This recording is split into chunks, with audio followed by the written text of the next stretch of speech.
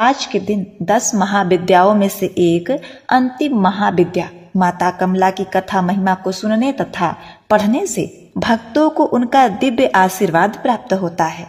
माता रानी आर्थिक तंगी से मुक्ति दिलाने में मदद करती हैं। इनकी कृपा से दुख, असफलता, संतानहीनता, दुर्भाग्य और शुक्र ग्रह के दुष्प्रभाव जैसे समस्याओं को भी कम किया जा सकता है। कमला देवी की पूजा से बहुतायत में वृद्धि प्राप्त होती है और शारीरिक और आध्यात्मिक उन्नति का आशीर्वाद मिलता है। देवी कमला की महिमा अपरंपार है। माँ अपने सभी भक्तों पर अपनी कृपा बरसाती हैं।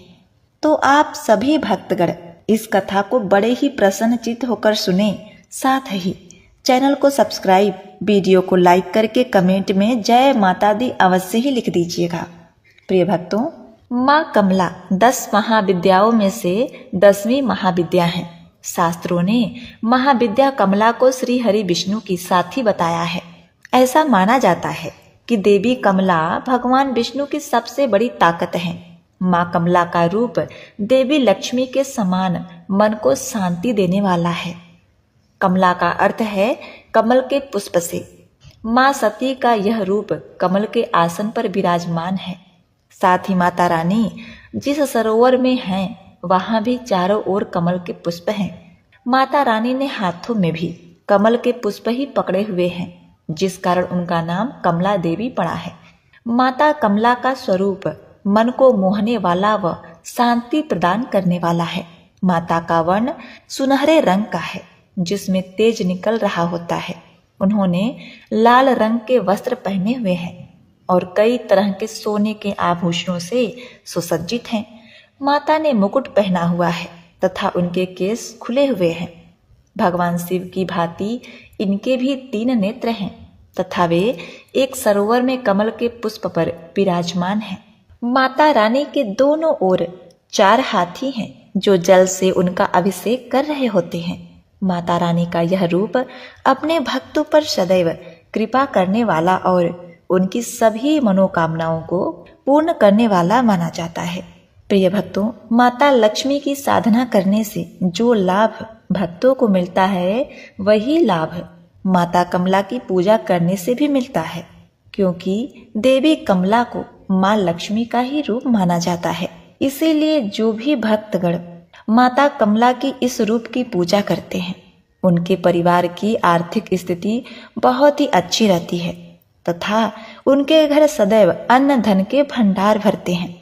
उनके परिवार पर आया हुआ आर्थिक संकट दूर होता है तथा साथ ही प्रिय भक्तों, व्यापार में उन्नति मिलती है। व्यक्ति को सुख, संपत्ति और वैभव सभी प्रकार के सुख प्राप्त होते हैं।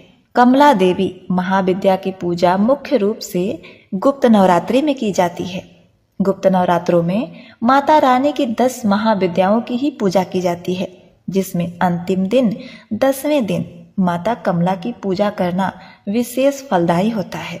प्रिय भक्तों, आपको बता दें कि माता कमला को अपने गुणों के कारण सभी देवियों व महाविद्या में सर्वोच्च रूप माना जाता है। माँ कमला से संबंधित भगवान शिव का रुद्रावतार कमलेश्वर महादेव हैं। माँ कमला को माँ लक्ष्मी के समान प्रकाश पसंद है। वे अंधेरे जगह तनिक भी नहीं टिकती। देवी कमला को एक तरह से तांत्रिक लक्ष्मी भी कहा जाता है। लक्ष्मी के इस रूप की पूजा मुख्य रूप से तांत्रिकों द्वारा ही की जाती है। प्रिय भक्तगणों, माता कमला की उत्पत्ति समुद्र मंथन के द्वारा ही हुई है। जब समुद्र मंथन हो रहा था, उसी समय माता कमला अर्थात लक्ष्मी जी का प्राकट्य हुआ था। प्रिय भक्तों, अब इनसे जुड़ी एक पौराणिक कथा मैं आपको सुनाने जा रही हूँ। वह इस प्रकार है। यह बात उस समय की है जब समुद्र मंथन से निकलने के बाद देवी लक्ष्मी को असुरों ने भी मांगा था और इस कारण देवी लक्ष्मी को असुरों के पास भी जाना पड़ा। अब जब असुरों के पास चली जाती हैं, फिर उसके पश्चात एक दिन लक्ष्मी जी भगवान इंद्र के स्वर्गलोक में पहुंची और बोली, हे इंद्र, मैं तेरे यहाँ निवास करना चाहती हूँ। इंद्र ने बड़े ही आश्चर्य से कहा, हे कमले, आप तो असुरों के यहाँ बड़े आनंद पूर्वक रहती थीं। वहाँ आपको कुछ भी कष्ट न था। मैंने कितनी ही बार आपको अपने यहाँ बुलाने का घोर प्रयत्न किया, परंतु तब पर भी आप न आए, और आज आप बिना बुलाए मेरे द्वार पर पधारी हैं। सो हे देवी, इसका कारण मुझे समझा कर कहिए। माता कमला अर्थात लक्ष्मी जी ने कहा। कुछ समय पूर्व असुर बड़े ही धर्मात्मा थे, कर्तव्य परायण थे, परंतु उनके यह गुण धीरे धीरे नष्ट होने लगे।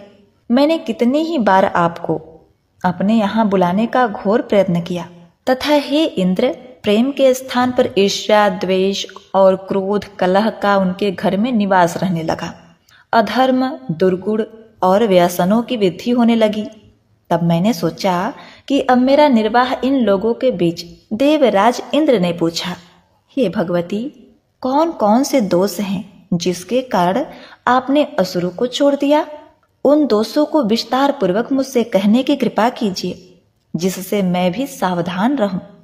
माता कमला ने उत्तर दिया, हे इंद्र, जब कोई सद्पुरुष ज्ञान विवेक का उपदेश करते रहते हैं तो असुर लोग और उनकी उपेक्षा करने लगते थे। वृद्धजनों और गुरुजनों के सम्मान का विचार न करके उनकी बराबरी के आसन पर बैठते थे। सत्कार, शिष्टाचार और अभिवादन की बात वे भूल गए थे। पुत्र माता पिता से मुंहजोरी करने लगे। बहुत रात्रि गए तक चिल्लाते रहते, न स्वयं सोते न दूसरों को सोने देते। अकारण बैर और विवाद मोल लेते थे। स्त्री ने पति की आज्ञा मानना छोड़ दिया। पुत्र को पिता की परवाह न रही। शिष्य आचार्यों की तरफ मुंह मटकाने लगे। समस्त मान मर्यादाएं जाती रही। भिक्षा और दान देना बंद करके अपने ही ऐश आराम में धन खर्च करने लगे। घर के बच्चों की परवाह न करके बूढ़े पुरुष चुपचाप मधुर मिष्ठान अकेले ही खा जाया करते थे। जहां ऐसे निर्लज आचरण होते हैं, वहां हे इंद्र, भला मैं किस प्रकार रह सकती हूँ? तथा हे इंद्र, आगे सुनो। वह असुर लोग फलदार व छायादार हरे भरे वृक्षों को काट दिया करते थे। दिन चढ़े तक वे लोग सोते रहते थे और रात्रि के पहर तक खाते रहते थे। भक्ष और अभक्ष अन्न का विचार न करते थे। सत्कर्म करना तो दूर की बात, दूसरों को करते देखते थे तो उसमें भी विघ्न उत्पन्न करते थे। स्त्रियां साज सज्जा व आलस्य व्यसनों में व्यस्त रहने लगी। घर में अनाज बिखरा पड़ा रहता था, जिसे चूहे खा खाकर उपद्रव करते थे। खाद्य पदार्थ खुले पड़े रहते थे, उन्हें कुत्ते बिल्ली चाटते रहते थे। गम्य अगम्य का विचार छूट गया। घर में ही व्यभिचार होने लगा। मादक द्रव्यों में, जुए में, नाच तमाशों में रुचि बढ़ने लगी। लापरवाही का हर ओर साम्राज्य था और वे चुरा चुरा कर अपना घर भरने लगे। उनके ऐसे आचरण देखकर मेरा जी जलने लगा। एक दिन मैं चुपचाप उनके घर से चली आई। अब वहां दरिद्रता का निवास होगा। हे इंद्र, तुम ध्यान पूर्वक सुन। मैं परिश्रमी, कर्तव्यपरायण, विचारवान, सदाचारी, जागरूक और नियमित रहने वाले धर्मवान लोगों के यहाँ ही रहती हूँ। जब तक मेरा आचरण ऐसा रहेगा तभी तक मैं तेरे यहाँ रहूंगी।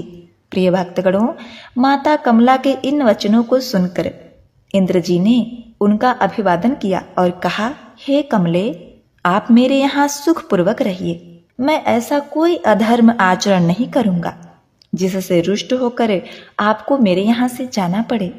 तो एक बार प्रेम से बोलिए, लक्ष्मी मात की जय। जय हो माता लक्ष्मी। हे मैया, जैसे आपने इंद्र जी पर कृपा बरसाई और कुबेर को धनमान किया, वैसे ही आप अपने सभी भक्तगणों को, कथा कहानी को पढ़ने वाले, सुनने वाले और हुंकारा भरने वाले को सुख समृद्धि वैभव की प्राप्ति कराना, उनके सभी रोग दोष तथा विकार और दरिद्रता का नाश करना। जय माता लक्ष्मी। जय हो कमले। ओम नमः शिवाय। प्रिय भक्तगणों, अब आप सुनेंगे महालक्ष्मी माता कमला की दूसरी कथा। किसी गांव में 7 भाई रहते थे। माता पिता का देहांत हो चुका था। 7 भाई कंगाली में जीवन काट रहे थे। वे रोज जमींदार के खेतों में काम करने जाते और शाम को मजदूरी में 1-1 किलो चने लेकर आते थे। घर आकर वे चने सेकते और खाकर सो जाते। गांव के मंदिर के पंडित जी से उनकी दशा देखी ना गई।